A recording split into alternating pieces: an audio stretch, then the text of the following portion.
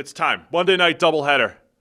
You have 2 games to watch Monday night. Now, what format is this doubleheader taking? This is in the 7:15 and 8:15 format. I prefer that. So the NFL has mixed up all of the various Monday night formats. The East Coast dad and me cannot deal with the 10 p.m. You're all in on it. That's start. Great. We early shows too, right? We're going at 9 a.m. now. That's what I mean. It's a long day. It messes day. up your entire sleep schedule now, and you it's a long day. Kids in school and the whole thing. So Middle it's 7:15. school, so it's an hour earlier. Can't have it. Wait till high school. They're up at like 5. Jets and Dolphins at 7:15, and then Bengals Broncos at 8:15. That's how it is. I think the 2 games is the ideal number of games to have on at one time. That's still I stick to that. I could handle 2 games at a time. So we'll start with Jets and Dolphins. Dolphins favored by 2.5. Another matchup of 0-3 teams. Yeah. 44.5 is the over/under here. Now Miami is wearing their new silly dark uniforms. Does that change things? I haven't seen them yet, so I don't know. How have you not I think seen if Buffalo wins, the losing team might be eliminated from playoff contention here. Don't check me on that, but they might officially be mathematically eliminated from the AFC East if the losing team here.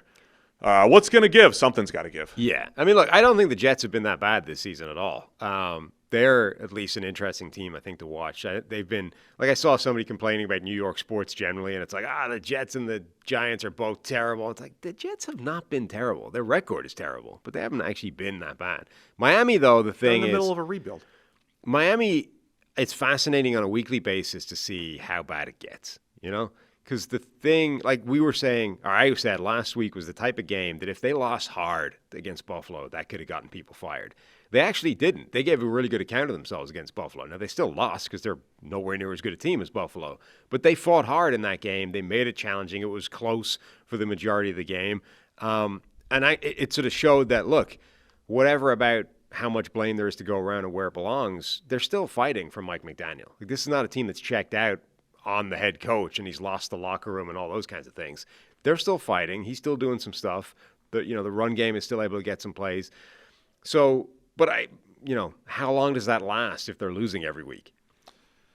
Yeah, I mean, the Dolphins have been awful on the defensive side of the ball in particular, but yeah, the offense, the basically just in the trenches, and Tua not playing his best. And then you have Aaron Glenn we don't know if Justin Fields is going to be officially healthy. He didn't even declare him as the starter. So, might see. Generally? Yeah. He didn't declare, when he's back, he's definitely starting again. He Really? didn't officially say. Again, I don't know if that's coach speak stuff. How did he answer that?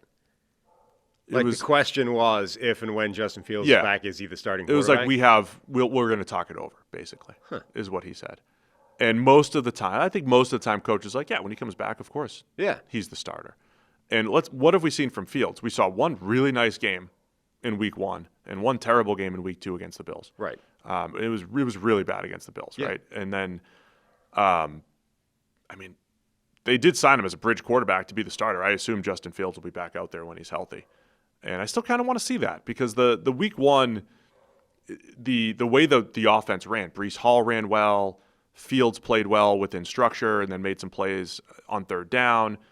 I mean, that's the ceiling for the Jets, and it was pretty high in week 1. Sure. I was still expecting more of this is a team that's going to score 18, 20 points a game and grind it out and run, and I still think that is possible. But Justin Fields' legs are huge to open up Breece Hall and what this team can do. So I would still expect him to be the guy, and I think with Miami, they have an opportunity here against the Jets secondary to make some plays with their receivers. So I think something's going to give, and I'm kind of leaning Miami has a chance to get out of their funk against the Jets the way their defense is constructed. Hey guys, real quick, only 40% of our viewers are actually subscribed, so let's change that. Hit that subscribe button, and now let's get back to the action. Now, I believe Will has a picture of these uniforms that you can see if that affects your This opinion. will affect my pick. What? Come on, man. It's a lot of neon. Yeah. I mean, it's Miami colors. The pink and the light blue Does stuff. every team have this City Connect? That's what baseball's doing, the City Connect. Does every team have one of these? That is. No, I think these alternates? are rivalry uniforms, right? Isn't that what they're doing this year? There's a bunch of these new unique rivalry uniforms. Oh man, I really want to change but this my one pick does to definitely I appear hate to be him. Old man, city specific. Most of them are bad. That's the problem. It's not that I don't care. Whatever Because this is why like all the Chargers, Bucks, Jags, every team's throwback's better than everything else that they're wearing right now. Yeah. All the marketing speak is always, crap. But it's like the problem is not that the marketing or the reasoning is bad. It's just that the uniform sucks. That's the issue with these things. I thought Color Rush was awful. Hated that. But I got it. I could get around. I could get behind. Get behind Color Rush. I can get behind Color Rush, except for the colorblind game. I felt bad for the colorblind friends that we have. But, yeah, that's an awful uniform. I might take the Jets now. Okay. There you go. So it does just change. make a pick. We got to wrap this show up. What else in this game? Entertaining to you.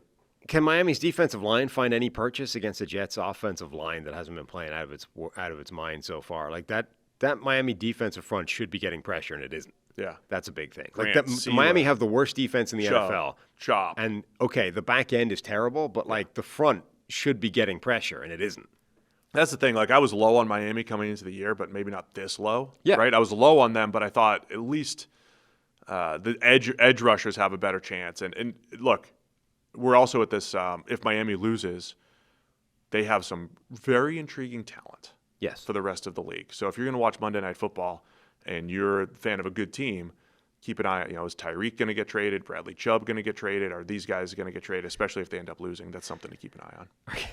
Our guy Will Serio says those jerseys look like they're from a football movie that couldn't get the rights to the NFL. Oh my gosh, that's perfect. That's perfect. That was like the N64 Madden game. I refused to play games that didn't have the NFL license. I didn't want to. I didn't want like this is just New York. The annoying ones are the ones where they don't collectively bargain, and it's like one team holds out. So everything else is licensed, but like one team is now like the Liverpool Reds or whatever because they couldn't get the FC. That was Bill Belichick. Yeah, he was always exactly. a big coach. It was just one. Any coach. That's annoying. Just from the OCD part of me. Any coach. That all right. irritates me. Make a pick. Dolphins by 2.5. I think I'm going with I went with Dolphins. Miami. I went with the Dolphins, even though these stupid uniforms. Did you ever see the ESPN show Playmakers? Yeah. Yeah. Uh-huh. It's like the uniform from Playmakers. Uniform from Playmakers. I actually got that recently on Serio. Check out Playmakers. Somebody sent me that actually. They had similar colors, weren't they? Like bright. They were like Panthers. It was like Panthers blue. Yeah, Panthers blue, basically. Oh, those dudes were crazy. A lot of steroids. There's a big article about that recently. Somebody wrote like an oral history type of thing of Playmakers. It's probably the 20. I bet it's the 20-year anniversary. That was probably almost 05-ish. But it was one of those things where it's like the NFL just shut it down. They're like, you know what, we don't like all this, so kill it. Well, and they did. They took 100 years of NFL controversy and rolled it into one season. But they also didn't have it wasn't NFL branded. It's not like it was just like this is a football program that's clearly It's like Any Given Sunday. Series. It was like Any Given Sunday. It was a great series. What are you talking about? It was bad. And they shut it down because the NFL was like, we don't like this. Kill it. I'm going to take the Dolphins despite the Playmakers uniforms. Harry's taking the Jets. Thanks for watching all the way to the end of the video. Check the Mic is live every Monday, Wednesday, and Thursday, so be sure to hit the subscribe button so you don't miss a thing. And the all-knowing algorithm is convinced you'll also like these videos, and who are we to argue?